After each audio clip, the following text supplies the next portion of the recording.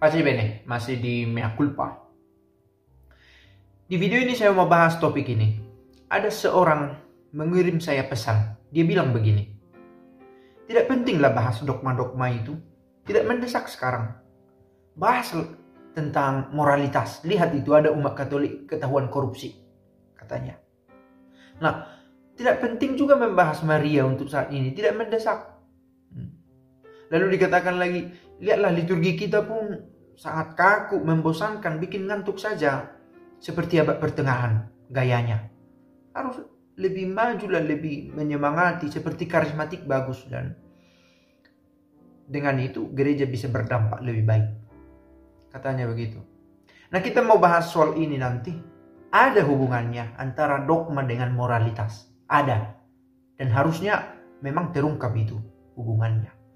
Sebelum jauh membahas topik ini, saya mau usulkan ada video tentang renungan dari kitab suci. Bagi yang meminta ada ayat-ayatnya, silahkan kunjungi videonya. Linknya di deskripsi video ini saya tempatkan. Silahkan klik dan menonton sejauh dirasa itu perlu. Begitu ya. Di awal video saya buat itu bacaan dari kitab suci. Sehingga kalaupun dirasa renungannya terlalu panjang atau monoton, sekurang-kurangnya bagian bacaan itu didengar. Nah, benarkah kalau mau membahas soal moralitas umat Katolik itu harus langsung mengarah pada perbuatannya? Itukah satu-satunya cara? Menarik untuk saya rumusan ini. Mengapa orang berdosa? Karena jauh dari Tuhan. Bisa kita jawab sesederhana itu. Mengapa ada orang mau berbohong dan tekun berbohong? Kita pakai kata tekun di sana ya. Tidak selesai sekali, 2 kali, besoknya lagi. Mengapa? Jauh dari Tuhan. Mengapa ada pastor, siapapun, tiba-tiba ketahuan ada berita tidak enak karena pelencengan? Mengapa? Jauh dari Tuhan. Kalau saya suatu waktu melakukan sesuatu yang salah, jawabannya tak lain, tak bukan, jauh dari Tuhan. Nah, jawaban untuk ini, kalau begitu, untuk menghindari korupsi atau tindakan-tindakan kriminal lainnya, pelecehan dan yang lain, dekat dengan Tuhan untuk menjawab itu. Apa arti dekat ini? Memiliki dalam dirinya buah roh. Nah, menarik mengamati ini. Dalam kitab suci dikatakan buah roh adalah kasih, sukacita, damai sejahtera, kesabaran, kemurahan, kebaikan, kesetiaan, kelemah lembutan, penguasaan diri. Diperhatikan, buah roh adalah hanya sekali dikatakan buah roh itu. Dalam bahasa, kita buat lebih luas sedikit. Hode karpos tu pneumatos estin. Ini kata kerja nominal untuk ketiga singular. Singular, bukan izin dipakai untuk plural. Buah roh adalah. Begitu juga dalam bahasa Latin itu kita temukan fructus autem spiritus est, caritas, dan seterusnya. Est, tidak disebut sun untuk 3 plural. Mengapa harus kita bahas ini? Roh Kudus satu-satunya yang memberi jalan keluar dari semua dosa-dosa ini. Jadi tidak parsial. Oh, begini cara melatih supaya lebih jujur. Oh, begini kalau mau iri hati supaya tidak begitu iri hati.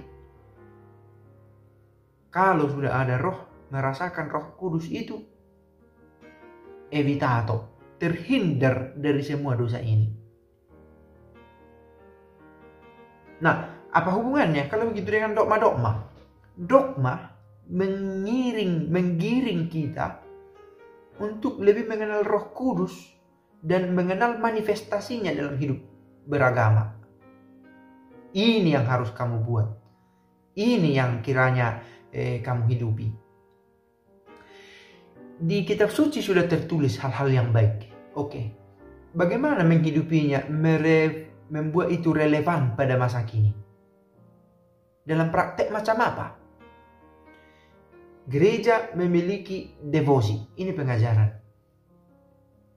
Nah, tentang ini akhirnya kita sampai ke dogma. Misalnya Maria. Maria adalah Bunda Allah. Ada apa efeknya? Ada banyak devosi kepada Bunda Maria. Jadi ada orang yang dengan begitu gampang menihilkan konsep tentang Maria ini ya. Sampai mungkin karena tidak melihat sejarah. Bagaimana orang dalam ratusan tahun sejarah berlangsung dipengaruhi imannya oleh peran Maria. Tentu beriman itu kepada Allah ini tidak perlu dipersoalkan lagi. Masih ada nanti yang mengatakan, oh menyembah Maria, menyembah. Sudah jelas, saya pikir yang mengatakan ini tahu juga itu, bahwa tidak mungkin ada orang menyembah Maria dalam arti menyamakannya dengan Allah. Tetapi yang hilang adalah keinginan untuk mengikuti anjuran itu, berdevosi kepada Bunda Maria, begitu ya, untuk berdoa bersama kepada Allah.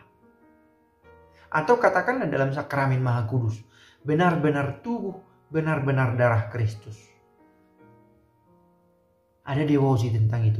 Mengapa saya menjadi terpusat pada devosi ini? Ini adalah kekayaan gereja yang tidak banyak diekspos sayangnya, begitu ya. Di sini ada keheningan, obat untuk masalah masa kini. Saya berterima kasih juga untuk teman yang mengirim saya pesan itu, untuk membantu saya melihat keadaan aktual masa kini. Karena benar juga, di kolom komentar ini banyak orang beradu pendapat tentang teologi. Tetapi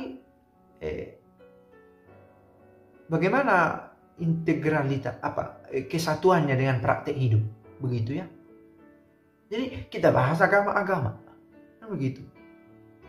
Tetapi hidup tidak lebih baik dari yang lain.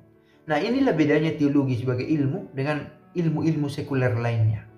Karena teologi ini menuntut kesesuaian antara aktus dengan perbuatan, dengan ilmu, dengan pengetahuan.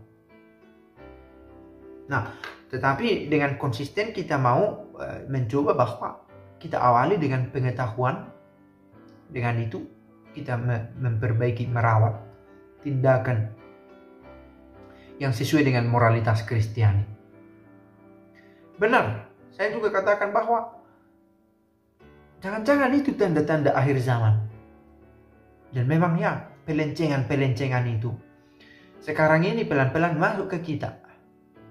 Ada orang yang dengan atas nama kemanusiaan, oh kita terimalah mereka katanya. Terima ya terima, tetapi harus jelas dikatakan yang ini adalah kesesatan.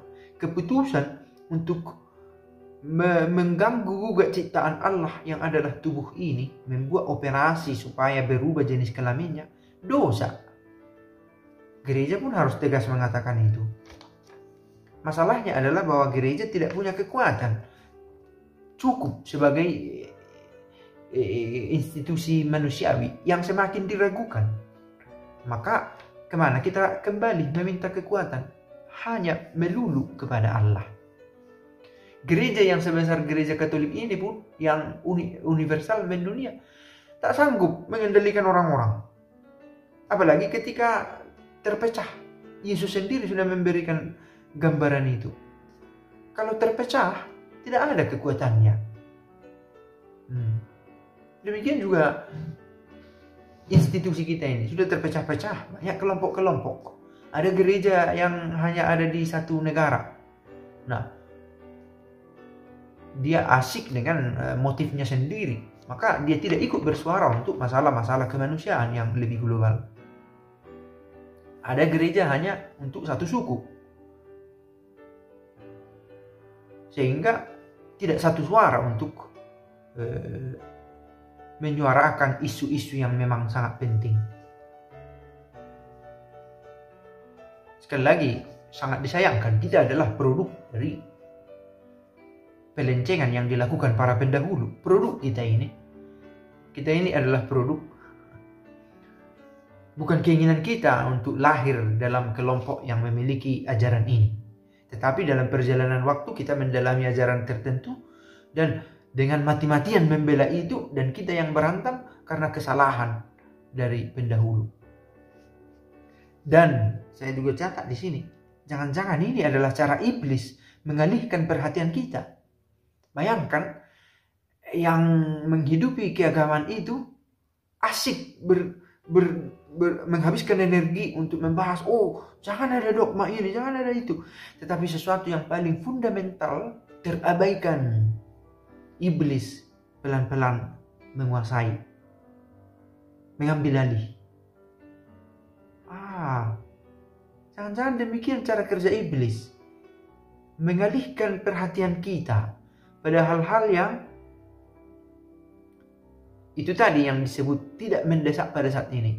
Meski saya katakan juga di balasan email saya bahwa menegakkan moralitas itu penting, itu benar. Tetapi untuk membenarkan itu dan dengan cara mengabaikan ajaran gereja, itu enggak pas juga. Keduanya tidak harus dikonfrontasikan. Mendalami ajaran iman itu baik dan perlu supaya ada bekal untuk mempraktekkan, katakanlah, dogma tentang Maria, ujungnya apa? Berdevosi. Dogma tentang tubuh Kristus, ujungnya apa? Devosi sakramenillahi. Nah, lalu ketika devosi ini dilaksanakan, Roh Kudus semakin dirasakan, buahnya semakin ditemukan. Nah, ini baik. Menegakkan moralitas, mengingatkan ini juga baik. Tetapi bukan berarti mau menekankan kebaikannya, pentingnya menegakkan moralitas ini, bukan berarti harus meniadakan pengajaran iman. Karena penting, bahkan tadi saya katakan, awalnya adalah tentang ajaran iman itu. Ketika orang mendalami dengan baik ajaran imannya, membawanya dalam praktek hidup, tidak ada ruang untuk kejahatan. Nah, jangan-jangan iblis sedang mengambil perhatian kita pada hal-hal yang tidak begitu esensial dalam hidup kekristenan. Dan akhirnya apa yang tidak esensial itu berdebat-debat tentang ini. Masih meributkan apakah trinitas atau unisitas. Apakah Maria itu harus begini atau begitu. Pengajaran maksudnya tidak harus mau melawan ajaran lain. Karena persoalannya begini. Oh, janganlah hal-hal yang mendasar begitu katanya.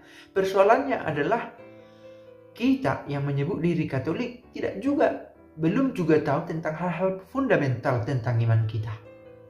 Nah, saya catat juga satu hal di sini. Rasa kekatolikan kita, secara partikular di Indonesia, saya duga syukur karena ada sedikit pengalaman melihat gereja Katolik di luar Indonesia, ternyata masih berbeda kekasannya, berdevosi, pengakuan dosa, aksi tobatnya yang lebih terasa dengan tindakan-tindakan sakramentali yang dilakukan umat. Tidak hanya sekedar pergi hari Minggu manakala perlu, manakala ada waktu, manakala ingin, tetapi lebih memberi diri. Itulah artinya devosi. Lebih mengalokasikan lebih banyak waktu untuk bagaimana lebih total devolver, menyerahkan dirinya, begitu ya, dalam beriman. Nah, saya pikir ini hal penting juga supaya bagi kita. Nah, untuk saya penting juga supaya melihat apa sebenarnya hal mendasar. Tidak tepat mengatakan dogma itu tak penting. Justru itu bidang yang dibahas di sini. Ada psikologi untuk itu, ada untuk hal-hal menyangkut karakter tadi ya. Tetapi gereja dengan latar belakangnya membekali orang supaya terhindar dari dosa-dosa macam tadi. Dan yang disebut korupsi itu tidak melulu hanya yang ada di TV. Kebetulan saja itu skalanya lebih besar dan publik di antara kita. Ada juga korupsi-korupsi lain, dosa-dosa yang lain yang menyesatkan, yang tidak publik dan tidak dalam skala besar, tapi sama-sama menjauhkan kita dari Tuhan, atau sama-sama tanda-tanda dari bahwa kita jauh dari Tuhan. Pace bene.